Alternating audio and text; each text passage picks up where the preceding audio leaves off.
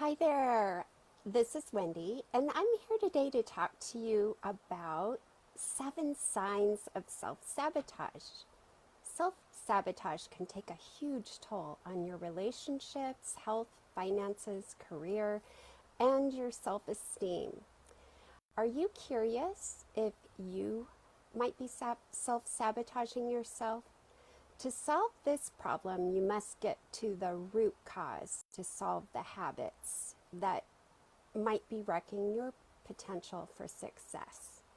So take a listen to this video and learn about the 7 signs of self-sabotage. But before I do, I just want to tell those of you who don't know me who I am and what I do.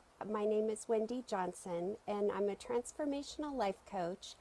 And I love to help women overcome their challenges and live a life on purpose with more joy, peace of mind, and well-being. So back to the video. The first sign of self-sabotage is you're too hard on yourself. Are you constantly picking apart everything you do and putting yourself down? Or do you let your mistakes go?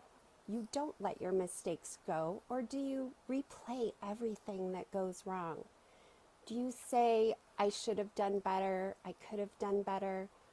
If any of these feelings resonate with you, you may be a perfectionist, and this leaves you feeling like you're never good enough, and you're constantly not measuring your up to what other people are doing.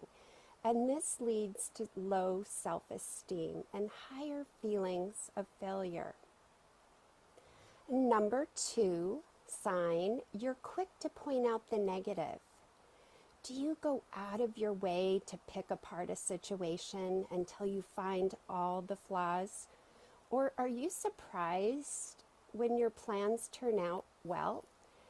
If this sounds familiar, you could be self-sabotaging yourself with a pessimistic outlook. And pessimism doesn't just sabotage your goals and your relationships, but it can lead to poor health. The optimist, on the other hand, is the person who has a higher level of health and lives longer. And the third sign, you wait until the last minute. Do you put off the paper until the 11th hour? Or do you put off making plans for your vacation and holidays until the last minute? If this sounds familiar, you could be procrastinating. It's easy to procrastinate when you're overwhelmed, you're tired, you're mentally exhausted, or you're just plain lazy. Avoiding a task because you just don't feel like doing it is normal from time to time. But if you do this on a regular basis, you hold back many areas of your life from success. You end up being dissatisfied with everything you do in your professional and personal life. Research shows that people who procrastinate have higher levels of stress, anxiety, and are more prone to depression. And number 4, you're disorganized. Is your life constantly chaotic? Are you always late, missing deadlines? If you find yourself all over the place, then you might be sabotaging yourself in several ways. This lowers your self-esteem and you lose things you want and need. That feeling of being out of control, being disorganized, having clutter everywhere, this leads to emotional eating and increases feelings of depression and hopelessness. And research shows that too much information and clutter can make people feel stressed and very uncomfortable. And people whose homes are cluttered have shown higher levels of cortisol, which leads to inflammation of the body and to high blood pressure. And number 5, you feel like a phony. Are you a pro at self-doubting yourself and your abilities? And do you find it hard to give yourself credit for your own success? These feelings point toward imposter syndrome. Imposter syndrome can lead to serious self-sabotage. You don't try for jobs, promotions, roles, and relationships. You don't reach out to others because you often feel nobody wants to hear what you have to say. You don't honor your own boundaries or speak up for yourself when others treat you badly. You're often playing it small. You just feel like others are putting up with you. Do you have imposter syndrome? Number 6, you tend to overdo it. You're constantly being and doing way too much, and this takes a toll on your mental health. You're overcommitted, and this leads to self-sabotage in many ways.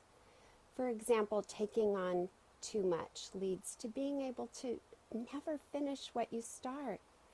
The feelings of guilt and obligation with overcommitment can lead to a difficult time of speaking up for yourself and setting boundaries.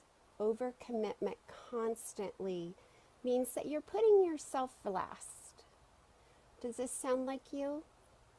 And number 7, you're burned out.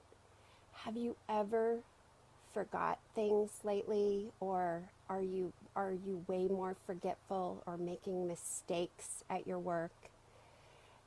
This is a sign of burnout, living in constant stress and exhaustion.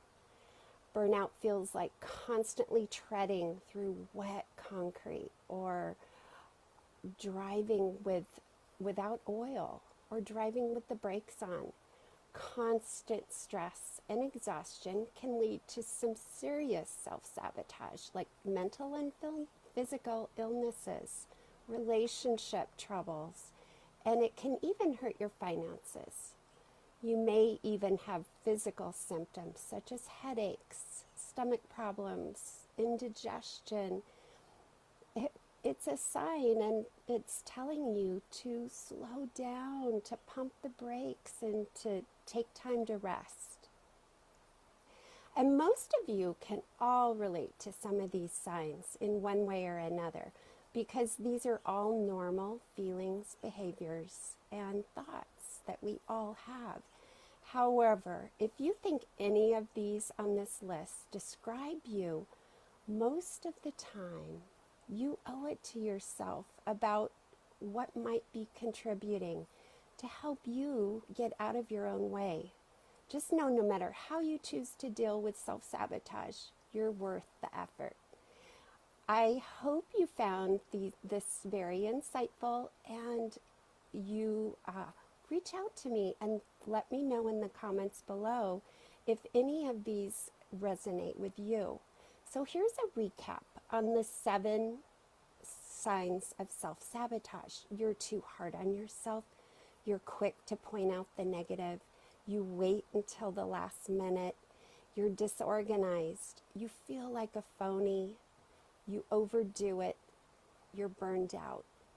Let me know. And if you found this video helpful, be sure to hit the subscribe button and like it. And please share with anybody who might benefit from listening to this.